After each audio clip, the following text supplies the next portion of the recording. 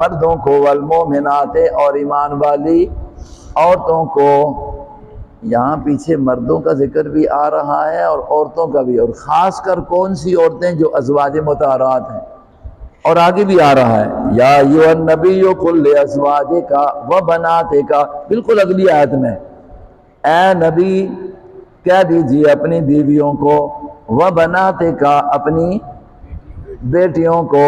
یہ ان کا ہی ذکر آ رہا ہے. اس سے پہلے آیا تھا یا نساء النبی لستن کاحد من النساء، یہ ان کا تذکرہ آ رہا ہے. کون؟ ایمان والے مرد جو اس وقت نبی پاک صلی اللہ علیہ وسلم کے ساتھ ہیں، جو اول مخاطب ہیں.